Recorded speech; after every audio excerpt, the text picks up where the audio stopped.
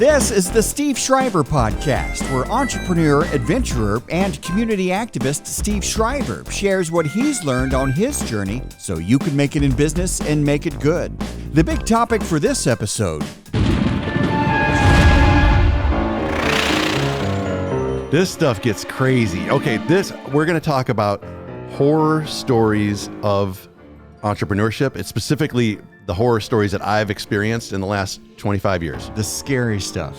The super scary stuff. And I'm not talking about like, a check bounced and I had to go, tail between the legs to the bank. No, I'm talking about some real horror stories. We'll be right back. The Steve Shriver Podcast is brought to you by EcoLips, the original organic lip balm. Use the promo code podcast20 for 20% off your first order on ecolips.com. EcoLips, all natural organic lip balm, deeply connected with nature, applying beneficial organic ingredients to better people's lives. A proud certified B Corp, founded in 2003. EcoLips, spread the good.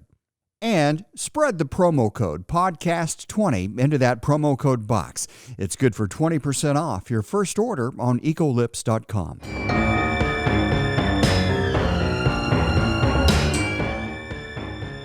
Hey.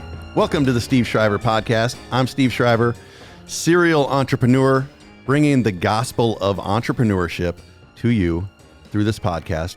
Thank you for being here. I'm sitting here with Joe Coffey. Yo, what's up? He is a producer, a good friend of mine, and we're sitting in Cafe Grande Studios drinking some good coffee. Thank you. And man, we got a great episode. But before we do that, let's do housekeeping.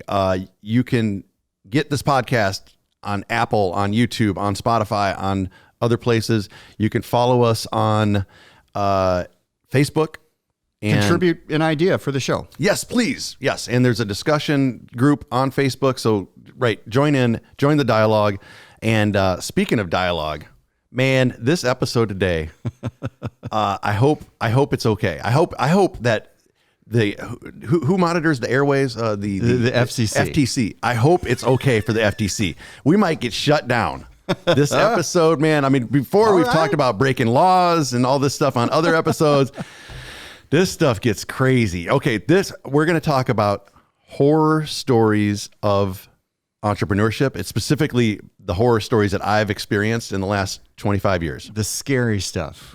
The super scary stuff. And I'm not talking about like, a check bounced and I had to go, tail between the legs to the bank. No, I'm talking about some real. Woo. Okay. Yeah. Okay. Now, but part of this, how this is going to work, Joe, is that I'm going to tell a story. Okay. And if I forget, please remind me. But at the end of the story, we're going to take a lesson from that story. Okay. Yeah. The learning. So, story, then lesson. I was never good at school, but we'll try to see if we can pull a lesson out of this. All right. You got one ready? Man, oh God. I mean, I'm trying to figure out where to start. I'll start with, okay. I'll start with an easy one, okay? We had a toilet overflow on the floor above us. Ooh. Yeah, and it was not just number one. Oh. And this happened. Right. Surprise. Right. So we were in an old warehouse building and we had a a bunch of pallets of stuff. Oh, man. And this was long time ago. And all of a sudden we see drip coming through the ceiling. We're like, oh crap, pull everything out of the way. It was too late. And we ended up with a lot of bad stuff on this one pallet of product. A product ready to go out. Yes, it was finished goods. It was valued, I think, about $25,000 on this finished goods pallet. Oh, man.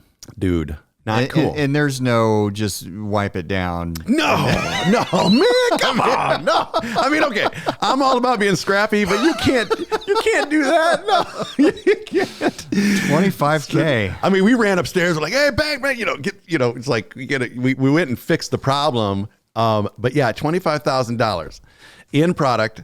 Does insurance cover that? So this is the lesson.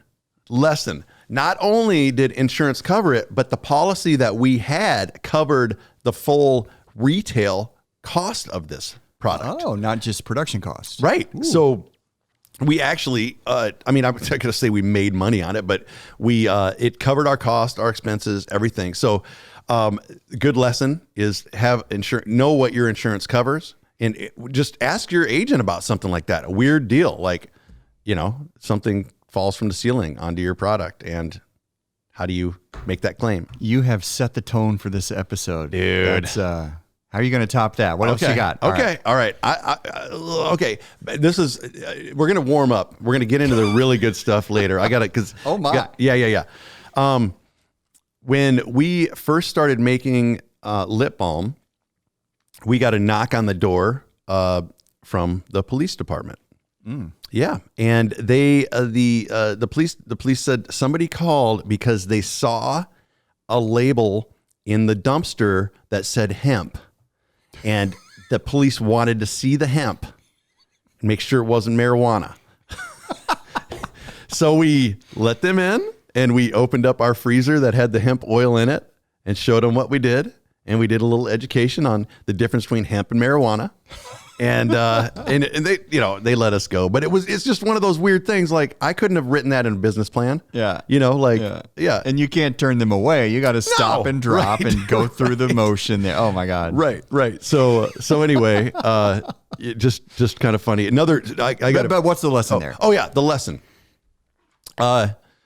Know your ingredients. Yeah. Know your stuff, right? Know your stuff. Yeah. You were able to say, no. Here's the difference.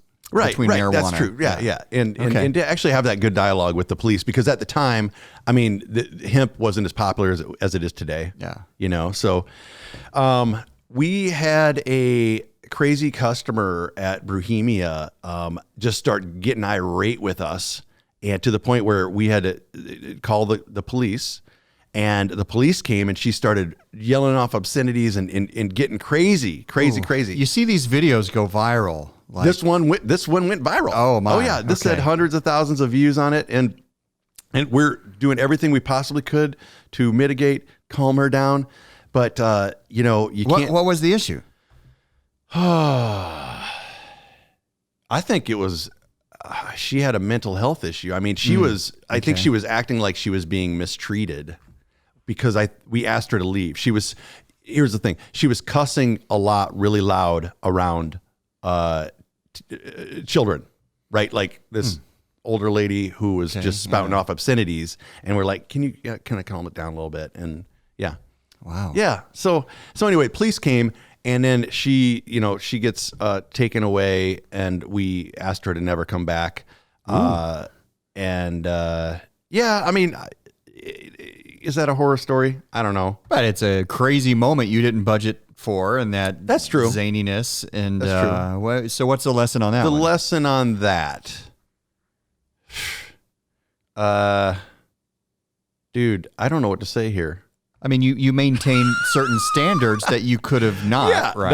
That's true. I guess know when to call the police on the crazy customer. Okay. All right, I'm gonna go to one of this one's all right.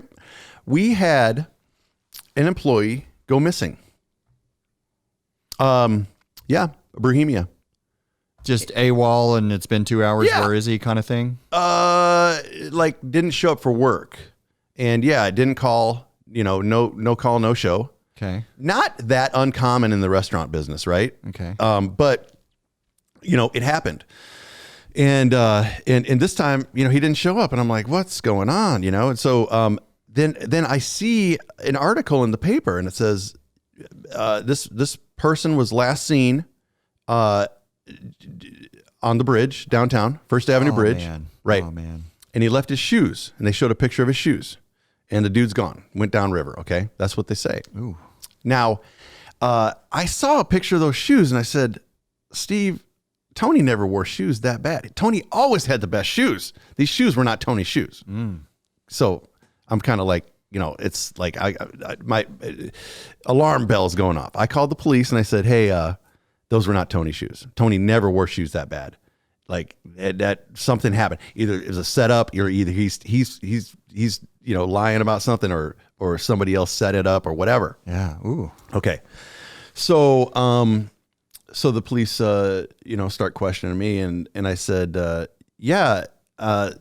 also, less than a week ago, Tony called me at 1 a.m. and he was in some gambling trouble, and I needed to go down into Wellington Heights, and I had to go bail him out. And I went to, and you did. Oh this. yeah, I'd do anything for my employees, right? Dude, you're the coolest boss ever. Holy cow, He's man. like, I'm in a bind. I need $100 right now. Can you? And I pull up. It was a shady situation. He comes up to the car with a couple of people. I hand him $100. I'm like, everything okay? Yep. All right, cool. He goes on. He showed up for work, the next day after that. But Did he get square with you? Did he pay you back? Well, so that's what the police started asking me about. They said, oh, he owes you money. How much money does he owe you? You're like, wait a second. Yeah, they turned the table on me, man. Oh my God. I'm like, no. I'm trying to help you out. I don't need to get paid back by him, but now I'm the guy that they're looking at. So yeah, man. Tony never resurfaced. Like ever to this day? Nope. Whoa. Gone. Yeah. Yeah, man. Great story. Actually, it's very interesting. What's the lesson there? Yeah. The lesson is,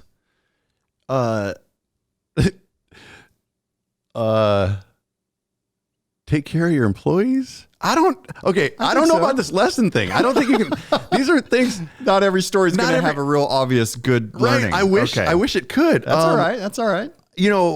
Still processing. Yeah. Maybe. I don't know. Yeah. God. I mean, I don't know. Come up with that. Yeah. I wish, I don't have a lesson. But hey, on a entrepreneur business focused podcast, I'm loving this episode though.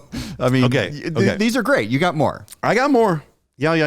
I mean, these things happened in your businesses. And, yes. And in a way, the lesson to everybody listening is, be ready. Yep. Because this stuff happens. Yep. Absolutely. So, gosh, I mean, there's been like, there's a couple little things where, customer claimed bankruptcy. Our biggest customer claimed bankruptcy, and it just put us under. I'm not going to go into detail, but how does that work though? They've got orders in, you've put materials into their order, and we've actually shipped. They have a certain amount of credit with us, and so we had shipped them over $100,000 worth of product. They're continuing to order from us. We keep shipping them. They're like, hey, we're a little bit late. We're a little bit late, and then all of a sudden, boom, chapter 13 or chapter 11, whatever, and they claim bankruptcy, and there's just no way we're getting paid, and we have bills to pay. Ooh. Yeah, and when you're small and you get hit by your biggest customer in that situation, it's terrible, man. And I mean, you can almost count on that happening in any business at some point. But that one, wow. I mean, that one is just like, don't give your customers too much credit at any time. If it's going to risk your livelihood. So just make sure that your ratio is within a realm of like, if you lost that customer, could you still survive if they don't pay you? Is there an insurance type of policy for that? Yeah, that one is tough. I love insurance, but I don't. I'm sure there is. It's probably pretty expensive. So like, I bet receivable insurance. So that one. Okay. We had a employee who there was a theft in our building.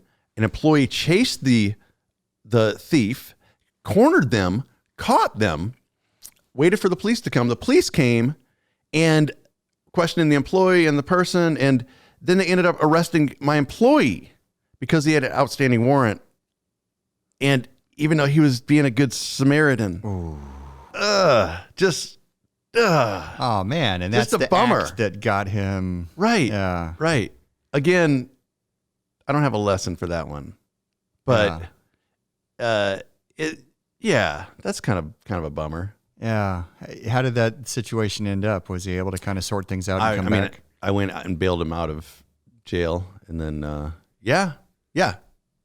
sorted things out, came back. Yeah. He's still around. Like, okay. So he didn't disappear like Tony. Oh my God. So this is all leading up to the craziest story It gets crazier than those. Oh yeah. Oh yeah. Oh yeah. All right. So our first lip balm filling line, and I'm always like, well, buy used equipment or whatever. Well, you can't, there's not just turnkey pieces of equipment that fill lip balm containers. Okay.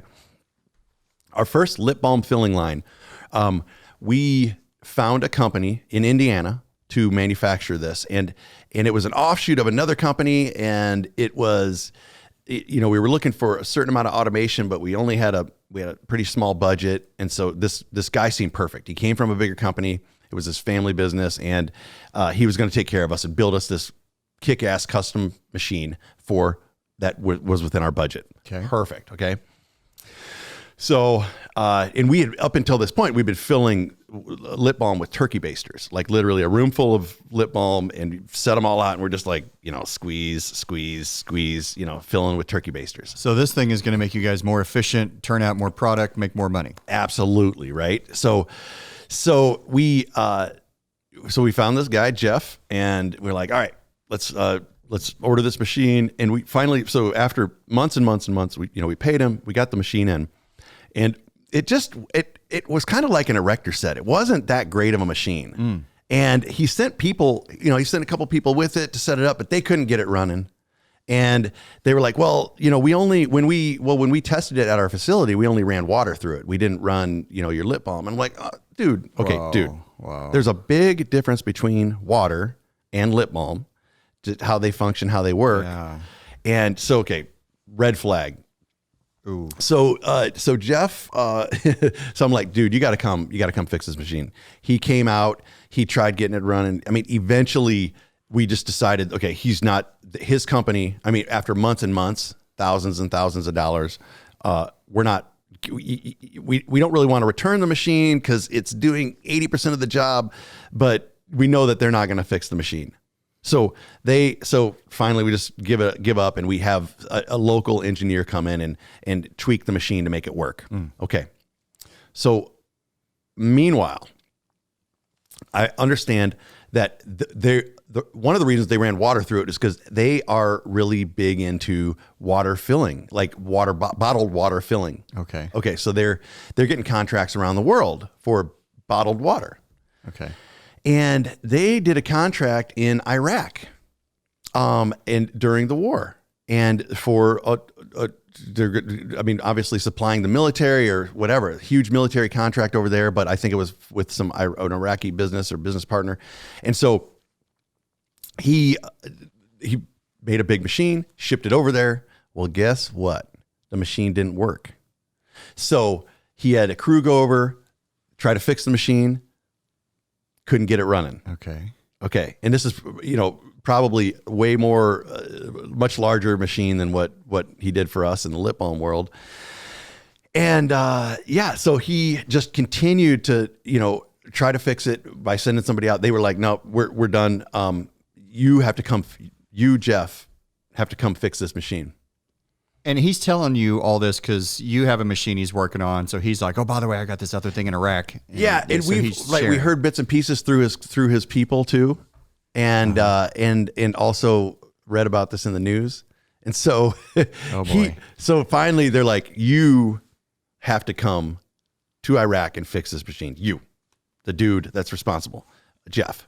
So he goes over there and never seen again. Oh my God. Dude, through the grapevine, I heard he got beheaded. Like, he cost them millions and millions of dollars. And he went to, just false promise after false promise after false promise. And you're talking about dealing with a whole different culture, different dynamic, and the dude is gone. Wow. Right. So there is a lesson there. Like, don't overpromise. Make products that work. But yeah, man, can you believe that? That's crazy. Right. Wow. Right. Wow. People. So I always say, like, oh, nobody dies from entrepreneurship. Nobody.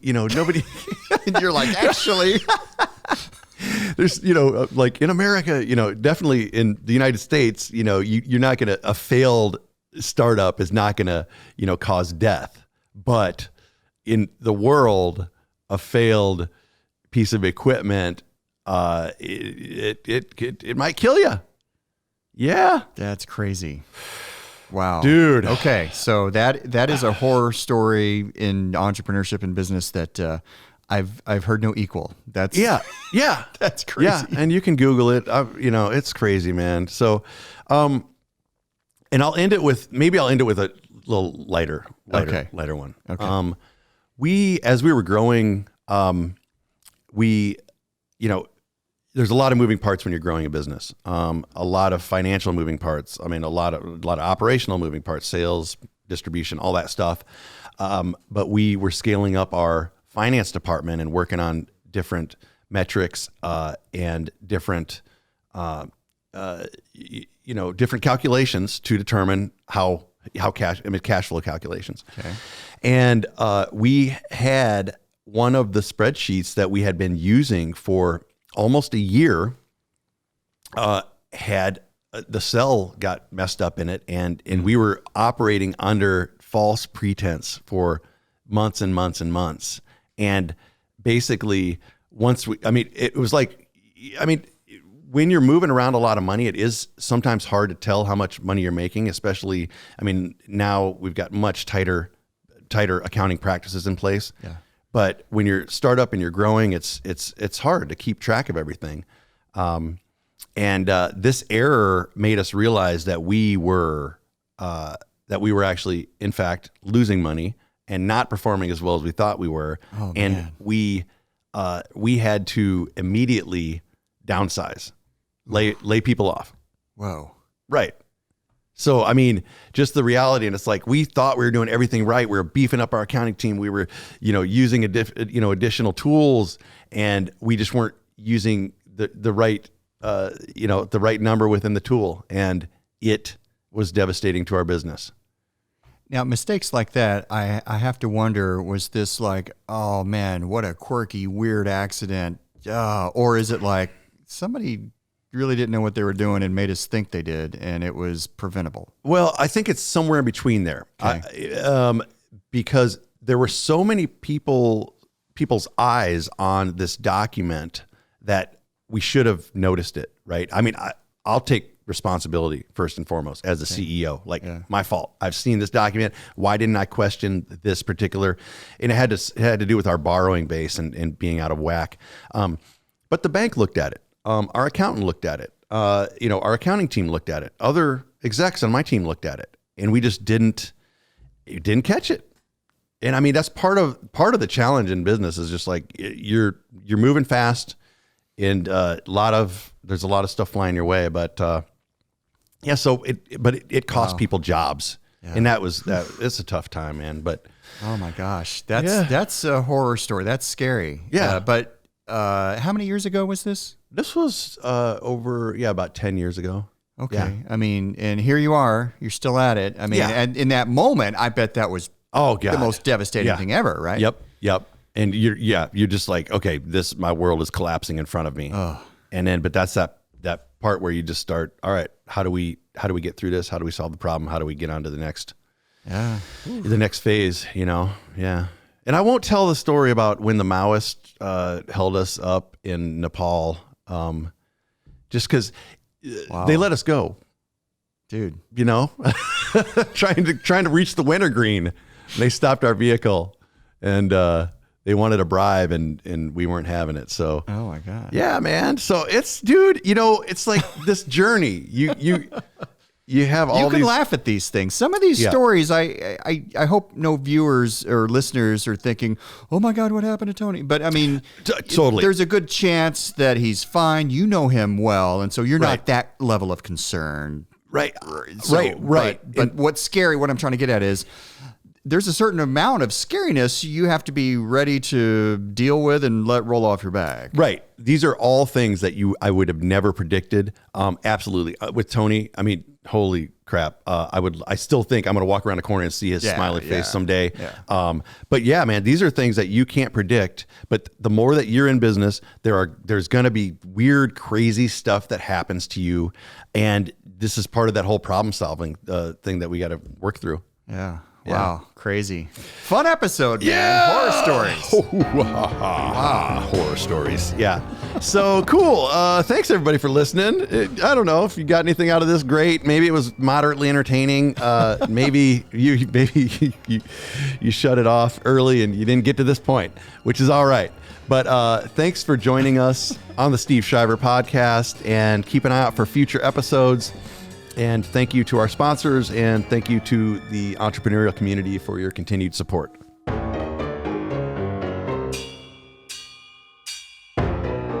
The Steve Shriver podcast is brought to you by Ecolips, the original organic lip balm. Use the promo code podcast20 for 20% off your first order on ecolips.com. Keep up with the show at steveshriverpodcast.com and the Steve Shriver Podcast on Facebook.